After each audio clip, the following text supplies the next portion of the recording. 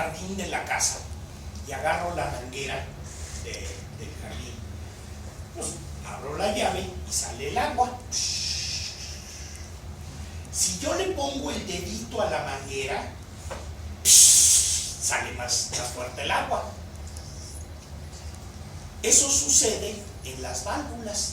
Si yo cierro la válvula, el chorrito de sangre es como si le pusiera el dedo, igualito.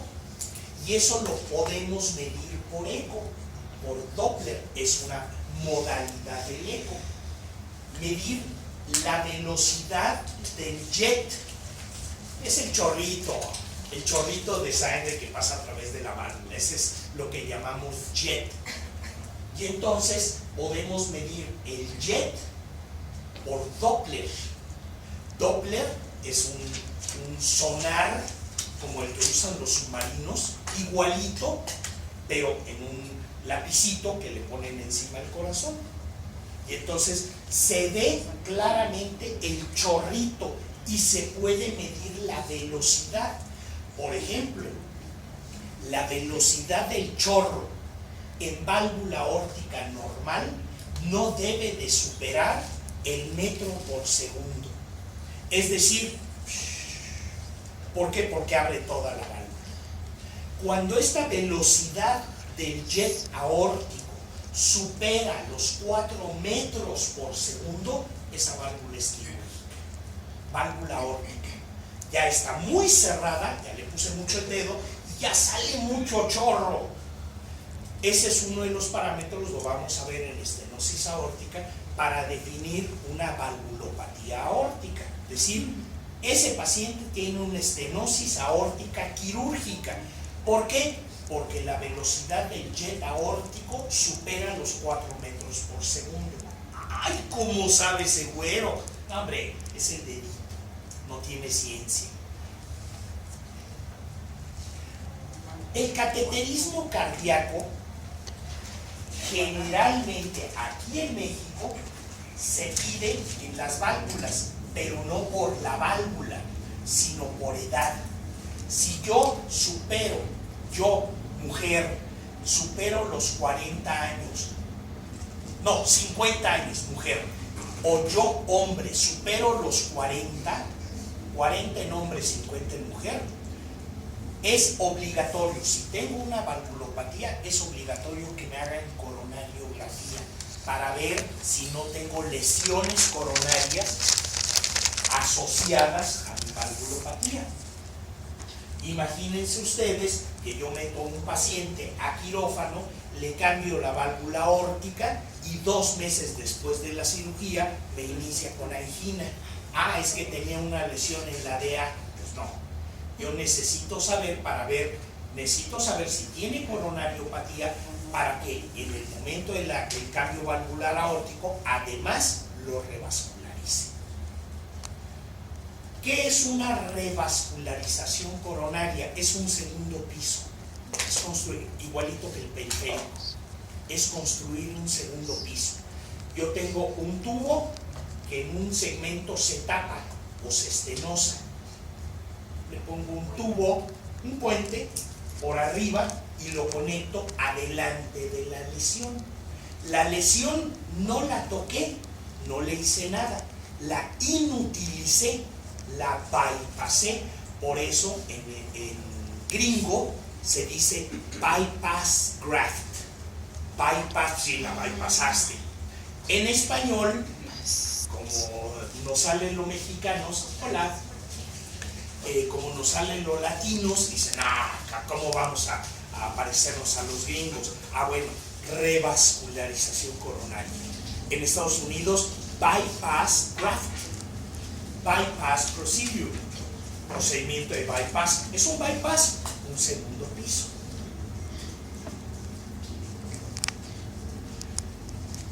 Dentro del cateterismo cardíaco, en valvulopatías, podemos pedir, acuérdense que el cateterismo es en grande.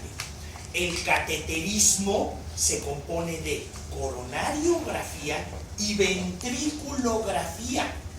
Son 2 cosas distintas. Yo no debo de pedir un cateterismo, esto es para decirle al taxista que me van a hacer un cateterismo, se lo digo al taxista, pero al médico yo le digo, quiero ventriculografía con coronariografía, o quiero pura coronario, o quiero pura ventriculografía, nada más, o quiero derecho o izquierdo, puedo pedir cateterismo derecho y únicamente se meten a ventrículo derecho y a pulmonar. Estoy pidiendo presiones pulmonares. Lo que me interesa es presiones pulmonares.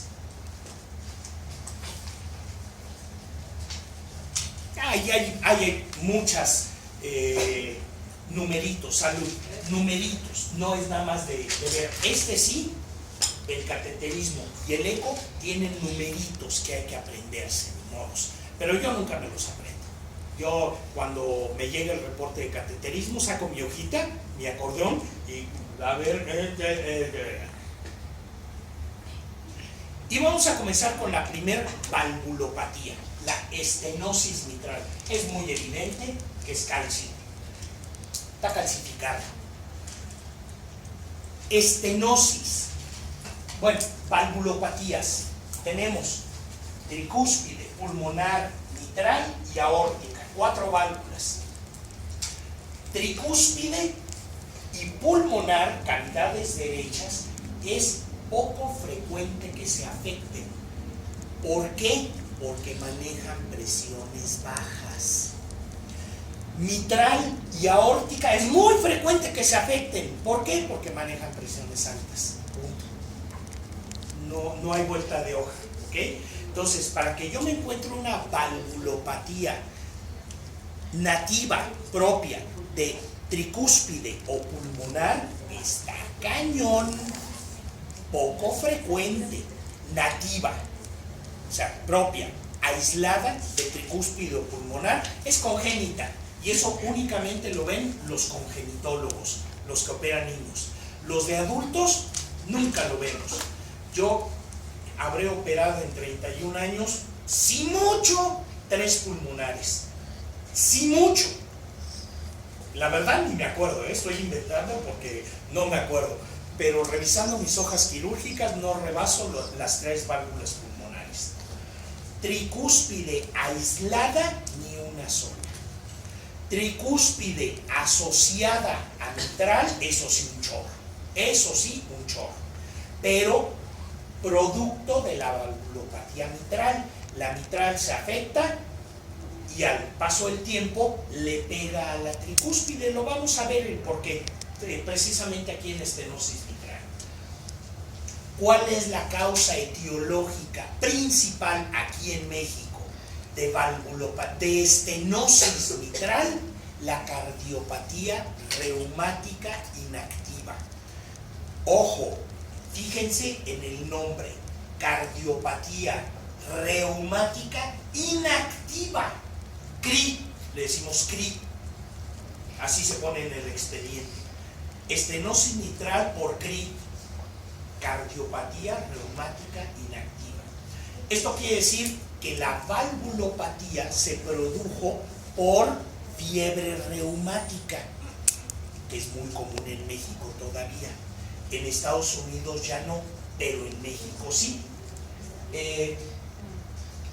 Si yo veo una estenosis mitral, ese es CRI hasta no demostrar lo contrario. Perdóname, pero discúlpame. Aquí en México. En Estados Unidos no. En Estados Unidos la causa más frecuente es edad avanzada.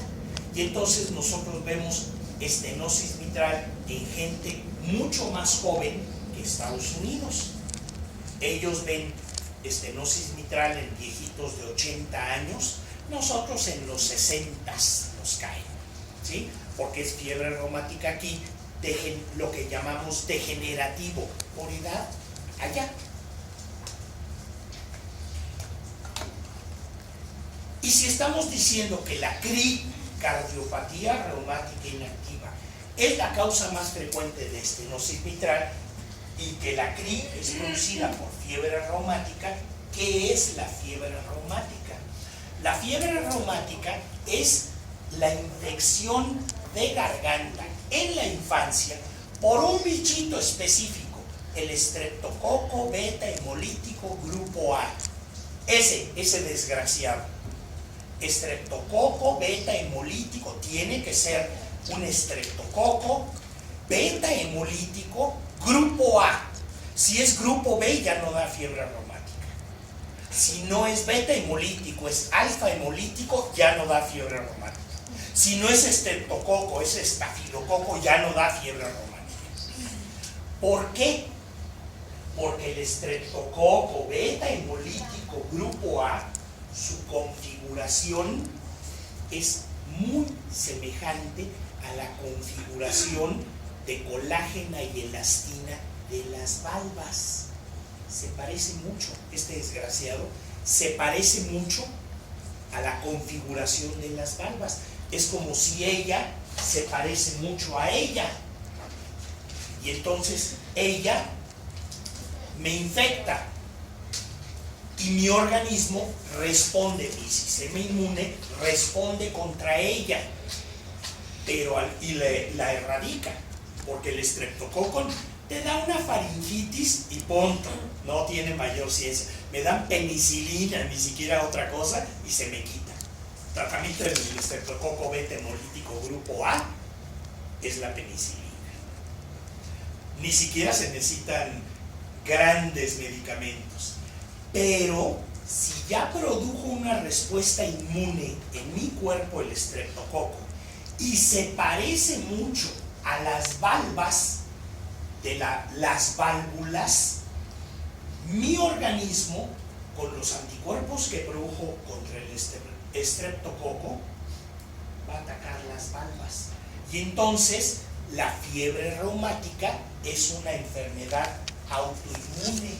Yo me ataco a mí mismo por este desgraciado. ¿Sí me entendieron? Es increíble y no hay forma de evitarlo. No hay forma de evitar la respuesta autoinmune.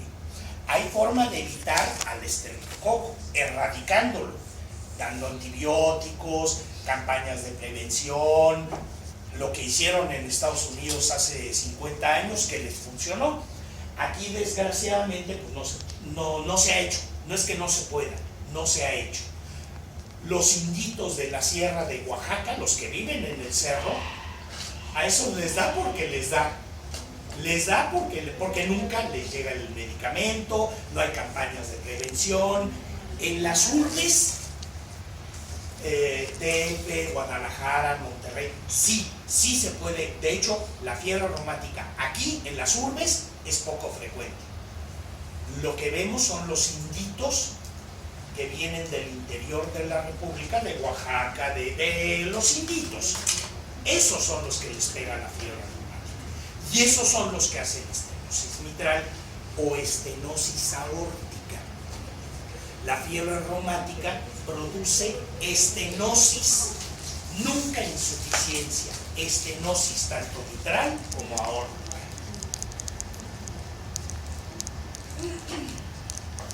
Y entonces la fiebre reumática es una respuesta autoinmune. Dentro de la estenosis mitral existen dos patologías que se le parecen mucho y que no son estenosis mitral. Una de ellas se las acabo de explicar, es el mixoma. El mixoma es una masa ocupativa de aurícula izquierda que tapa la válvula mitral. Cada vez que se contrae la aurícula, el mixoma hace esto, y cada vez que hace esto, tapa la válvula mitral y da síntomas de estenosis mitral, y no es una estenosis mitral. La otra es el cor triatriatum, 3 atrias. En gringo no se dice aurícula, se dice atria, diatrium. Si yo a un médico gringo le digo aurícula, the auricle, no sé qué cosa me estás diciendo. Diatria, sí, diatria. Y entonces, como ellos le pusieron el nombre, le pusieron cor triatriatum, 3 atrias o 3 aurículas. ¿Qué es eso? Es una enfermedad congénita, se nace con ella, y el único chiste es que la aurícula izquierda tiene una membrana a la mitad que la divide con un hoyito y funciona como estenosis mitral sin ser estenosis mitral. Se opera, es quirúrgica en todos los casos, se reseca la membrana y se acabó el problema. ¿Okay? Se los paso como dato curioso. Aquí se ve muy claramente la aurícula derecha y la aurícula izquierda con una membrana. ¿Qué es esto? Con un hoyito en medio que funciona como si tuviera igualito, como si tuviera una estenosis mitral, pero en no el es hoyito no hay ninguna válvula, no hay nada. No, es un hoyito, es una membrana con un hoyito, no hay válvula, no hay nada. La válvula mitral está aquí abajo y está normal, totalmente normal. ¿No es común eso? Es poco común, es poco frecuente. Sí, es poco frecuente. Si yo tengo una válvula mitral que no permite el paso, esta es mi aurícula, allá está mi ventrículo. Y en vez de abrir hasta acá y cerrar hasta acá, abre así y cierra así. Y entonces si yo les digo, vámonos para afuera todos, y nada más abro así, no vamos a poder, no vamos a caber. ¿Qué es lo primero que sucede en la estenosis mitral? Crece la aurícula izquierda. ¿Por qué? Pues porque se queda sangre, se llena. Y entonces, por fuerza, tiene que crecer para acomodar mayor cantidad de volumen. Ojo, en la estenosis mitral, el ventrículo izquierdo no se daña. Se dice que la estenosis mitral protege al ventrículo izquierdo. ¿Por qué? Pues porque como es un hoyito, el ventrículo izquierdo que está enfrente, pues no le pasa nada, no tiene mayor cantidad de volumen, no se dilata, no se hipertrofia, no nada. Lo que es más, hasta descansan, trabaja menos. Entonces, en estenosis mitral, todo el problema es para atrás de la válvula mitral. Lo primero que pasa es que crece la aurícula izquierda para acomodar el exceso de volumen. Cuando crece, las fibras musculares de la aurícula que están así y que hacen esto, para la contracción, cuarta fase de la diástole ventricular, contracción auricular, comienzo a dilatar mi aurícula y las fibras musculares comienzan a hacer esto, hasta que pasa esto. Y entonces ya no se contrae la aurícula. Característica de la estenosis mitral, FA, fibrilación auricular. Si yo tengo gran cantidad de sangre en la aurícula o mayor cantidad de sangre y además estancada porque ya no se contrae mi aurícula, se está haciendo mensa, está en FA, lo primero que va a pasar es que se producen coágulos, se coagula la sangre. Y entonces la estenosis mitral con demasiada frecuencia se acompaña de FA y trombosis auricular izquierda. Este trombo en aurícula izquierda se puede romper y embolizar y manifestarse por embolia. Y entonces llega mi paciente con una embolia en miembros inferiores o una embolia cerebral y el médico jamás se le ocurre el corazón. Dice, no, pues llegó con hemiplegia o con muerte cerebral o con una embolia en miembros inferiores. Lo meto a quirófano, le hago una embolectomía con mi catéter de Fogarty y ya. Todo acto quirúrgico en el cual sacamos algo del cuerpo de un paciente, ese algo que sacamos, por ley, tiene que ir a patología. No lo puedo tirar a la basura, tiene que ir a patología. Entonces ya le hice la embolectomía a mi paciente, como es rutina, el émbolo lo saqué, lo metí en un frasquito y lo mandé a Pato, y una semana después me responde Pato en el informe, mixoma. ¡Ay, güey! Hasta entonces se me ocurre hacerle un eco a mi paciente y si tiene una estenosis mitral apretada con trombosis en la aurícula izquierda, trombo in situ, que embolizó, ya se movió. ¿Ok? Entonces, todo paciente que tenga una embolia periférica es obligatorio hacerlo, ya lo muy menos pegarle un estetos, oírlo, digo, ya lo muy menos. Pero si somos muy cuidadosos, háganle un ecocardiograma. En un hospital, prácticamente en cualquier hospital, hay eco.